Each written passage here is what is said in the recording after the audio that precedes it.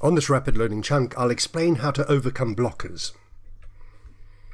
This is when people have dysfunctional behaviors or recurring struggles, and they need something to help them to identify what the problem is. So I'll explain what Overcoming Blockers tool provides, how you would use it, and when you would use it. This so typically happens. Somebody doing a presentation, they have a negative belief. If I make a presentation, it will be a failure. There's an emotional reaction. I fear failure and rejection. I'm oversensitive to the group. I tense up. And because of that, there's a skills disruption. I look and sound wooden. I dry up. I over-explain. I ramble. My presentation is a failure. Confirmation. I told you so. There I go again. There's something wrong with me. Reinforcing the negative belief.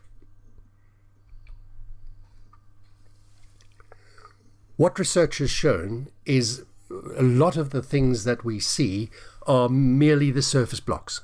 They're symptoms of something deeper and much more significant to the individual.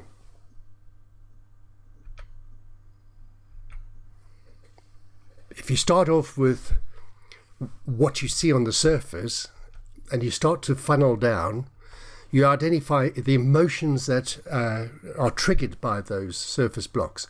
Fear, guilt, anger. And what Kayla, the psychiatrist that worked on this, identified the 5 key blocks. Be perfect, try harder, be stronger, please people, hurry up. All of that results in this negative self-belief. I'm not okay. They mustn't find out about me. Right, going through the 5, be perfect. What drives them? They want to be perfect, wonderful, they want to succeed, they want to do everything really, really well. What it looks like, exact language, always neat and well groomed, never completely satisfied with whatever they do. The benefits to any organization is hardworking with excellent quality, may achieve great things. Problems are fear of failure, losing control, overworking, not finishing things for fear of criticism, expect others to be perfect too. Prefer to do things themselves than to delegate. So how you would coach this person, lighten up, because quite often they're very intense in terms of wanting to get things done. Praise, including for less than perfect work. Get them to understand it in today's world where speed is about survival, well done is better than 100% perfect. Be very specific with criticisms and praise, and perhaps partner them up with hurry up, which is another driver that we're going to talk about in a minute. Try harders. What drives them? They can't refuse requests. I must improve, must always get better. Whatever I am is not good enough. What to look for? People that are not satisfied with what they've done. The language they use is try rather than will.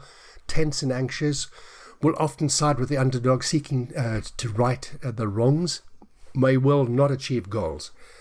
The benefits, they always give it their utmost in all situations, persistent in difficult and time-consuming situations, helping others, working towards noble causes. Problems, craving praise, but never satisfied when it's given, find criticism very hurtful, especially for not trying enough or not considering others.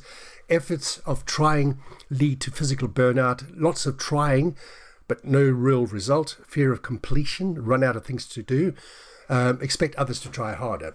So that's the try harder characteristic. How would you coach them? Use their need to improve to help them to not try too hard. Praise for completion of specific items. Do not praise just for effort.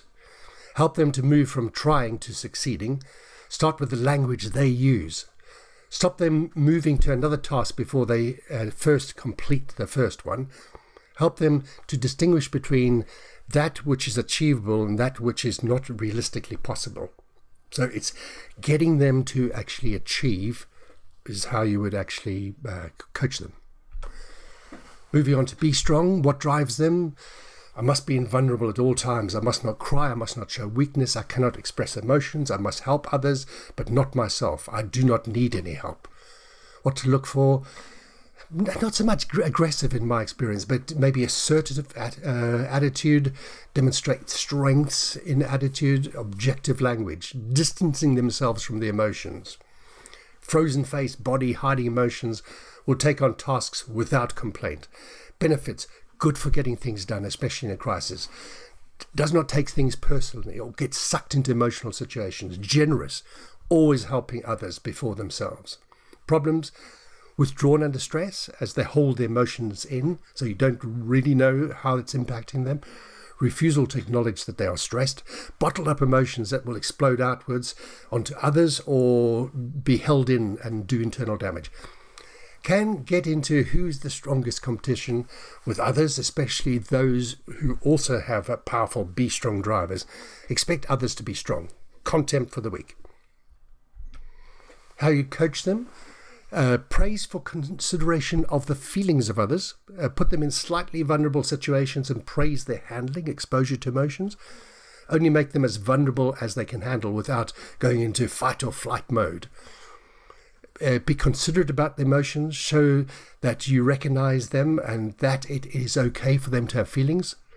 Show them that they are not to blame for things, including their own internal issues. Help them receive with good grace as well as give to others. Help them to see where their strengths appear as a threat to others. Please people. What drives them? I must make people happy. I know that I have done this, and when they acknowledge and praise me, only others can tell me when I've done well. If they do not, I have failed. Other people's happiness is more important than mine. What to look for? Ingratiating behavior, always seeking to please, always testing that people are happy and satisfied, smiling and friendly expression, frames everything as a question that invites approval, apologetic, it will always say sorry for almost anything, and even just to fill space. Benefits, comfortable working with other people, often well liked and good company, sympathetic and concerned with others. Problems, anxious around others, worrying too much as to how they are being perceived, always seeking approval, finds position authority difficult, unable to say no to any request. Find criticism particularly difficult when it is implied they are not pleasing others.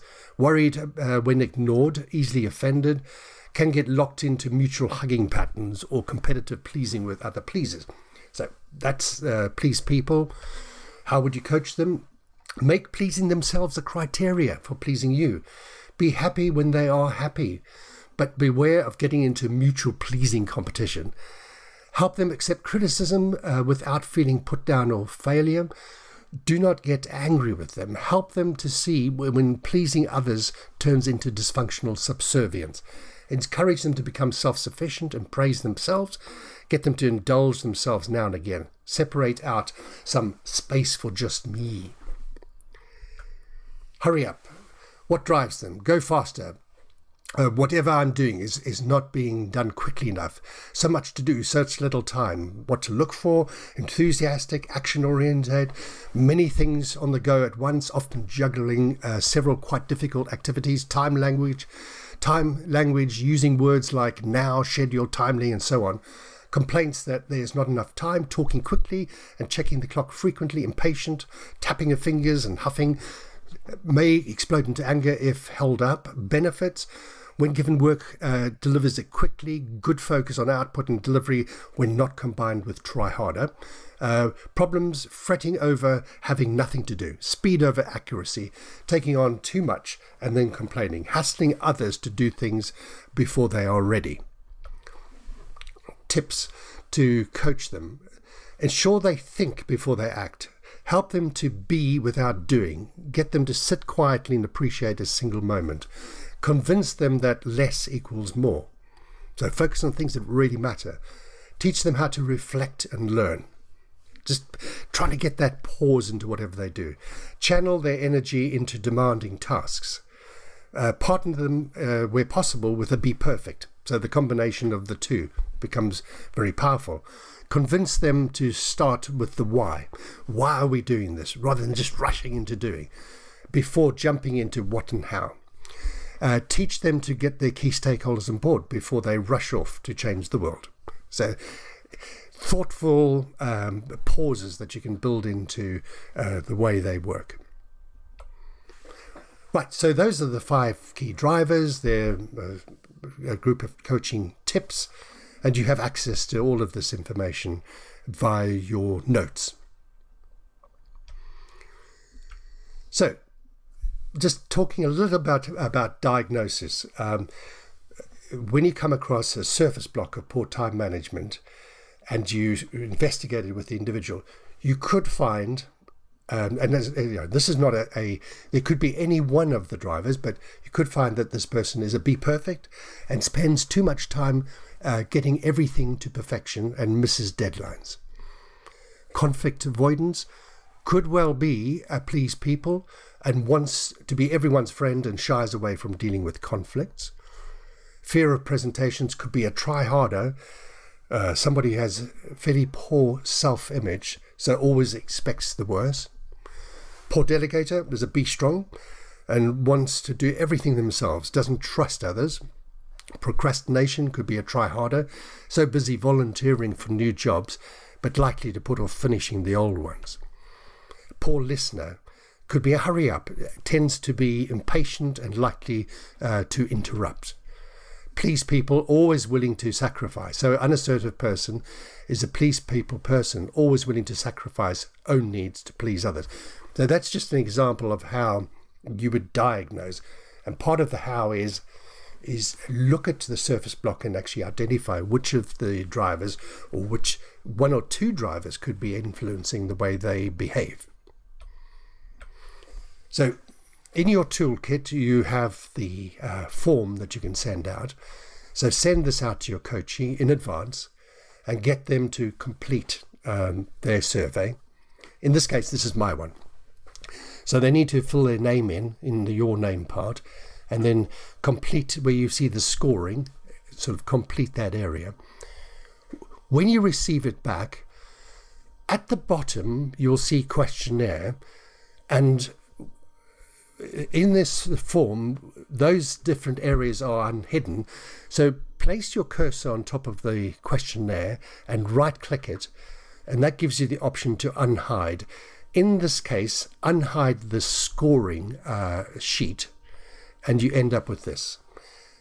So this is actually a graphic representation of the drivers for that person. And you can see we've got all of the drivers in us, but there will invariably be 1 or 2 that are strong. So in my case, my strong drivers here are be perfect and hurry up.